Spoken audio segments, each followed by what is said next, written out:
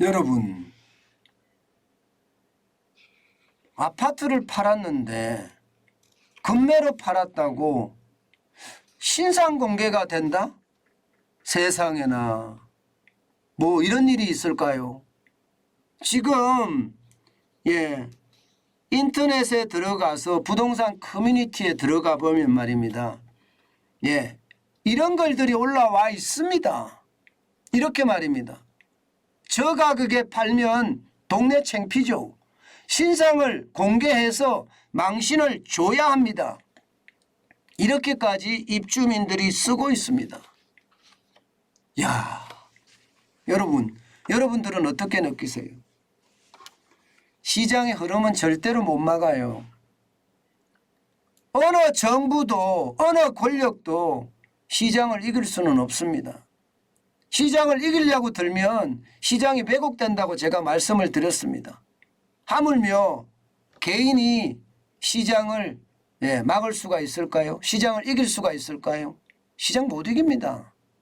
국가도 못 이기는 것을, 독재자도 못 이기는 것을 개인이 막아서 이긴다는 것은 일단 말이 안 되는 거죠. 제가 왜 이 아이템을 여러분들에게 이렇게 소개시켜 드리나 하면요.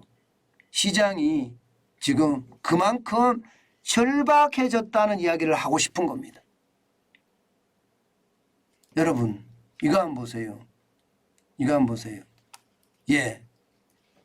경기도 안양시에 있는 아파트입니다. 전용 84제곱미터 기준 시세가 8억 원 안팎입니다. 그런데 최근에 5억 3천만 원에 거래가 됐습니다. 집을 가지고 있는 사람들 입장에서는 갑자기 2억 7천이 빠졌잖아요. 2억 7천이. 2억 7천이 빠졌으니까 이게 뭐 분노할 수밖에 없는 거예요. 분노할 수밖에. 게다가 말입니다. 이게 부동산을 거래하는 전용 모바일 앱에 어떤 말까지 올라와 있냐면요. 매수자 신상이라도 공개해 현수막을 공개해야 한다. 이렇게까지 댓글까지 다 달려 있습니다. 댓글까지. 심지어 말입니다. 본인 급하다고 이런 식으로 같은 단지 주민들에게 피해를 주는 것은 이기적이다. 이런 표현까지 있어요. 사실 여러분 요즘은요. 모바일 앱이 워낙 발달했기 때문에 일부 플랫폼에 들어가 보면요. 금매자 신상 정보 어렵지 않게 찾아낼 수 있습니다. 어렵지 않게.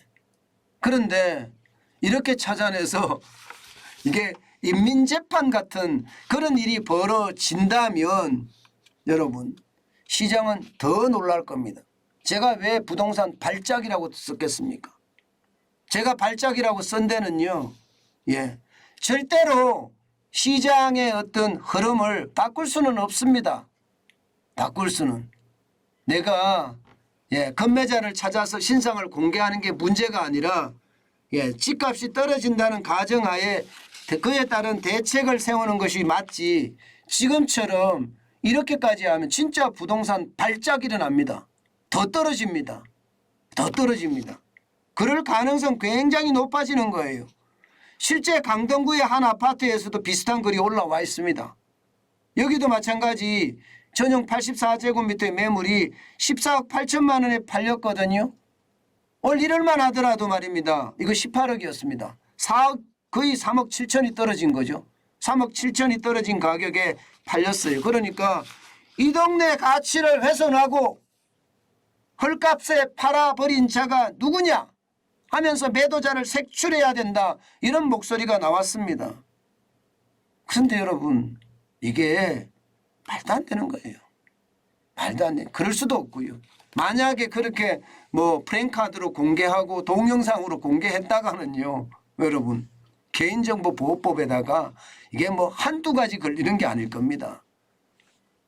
그래서 저는 이게 그만큼 시장의 어떤 변화가 지금 크다는 이야기 그것을 다시 한번 말씀을 드립니다. 부동산은 이 정도까지 왔다는 것은요. 결국 말입니다. 결국 집주인들 입장에서는 절박한 감정을 그냥 그대로 드러낸 거고요. 시장은 집주인들이 절박하게 생각할 만큼 떨어지고 있다는 것을 그대로 보여주는 겁니다. 그래서 충격적이라는 거예요. 예, 실제 말입니다. 시장은요. 서울 아파트 매매 수급 지수를 보면 9월 19일 현재 79.5까지 떨어졌습니다. 이게 100이 기준입니다. 이것도. 100이면 매매 수급 지수가 정상이다 이렇게 이야기할 수 있지만 79.5면요. 팔고자 하는 사람은 굉장히 많은데 사고자 하는 사람은 79.5밖에 안 된다는 거예요. 사고자 하는 사람. 사고자 하는 사람이 적으면 어떻게 될까요? 가격은 떨어지죠.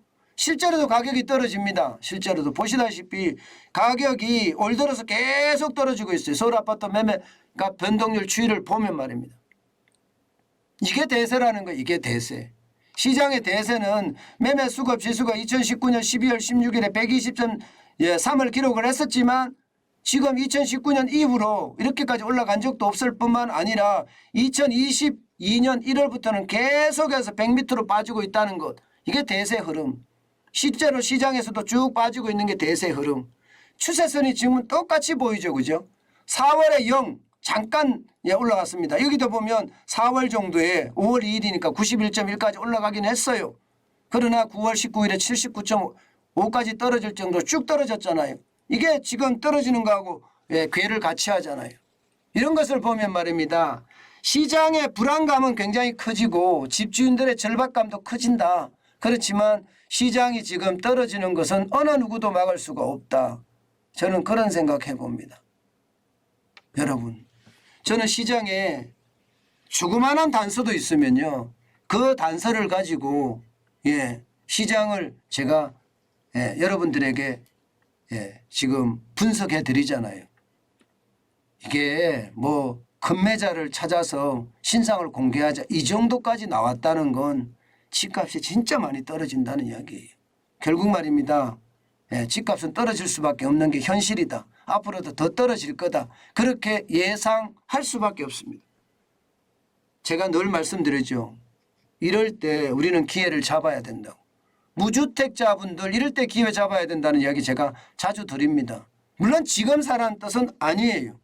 지금 사라는 뜻은 아니지만 지금부터 발품을 팔고 손품을 팔아야지 이제 내가 갖고 싶은 집을 사지 않겠어요.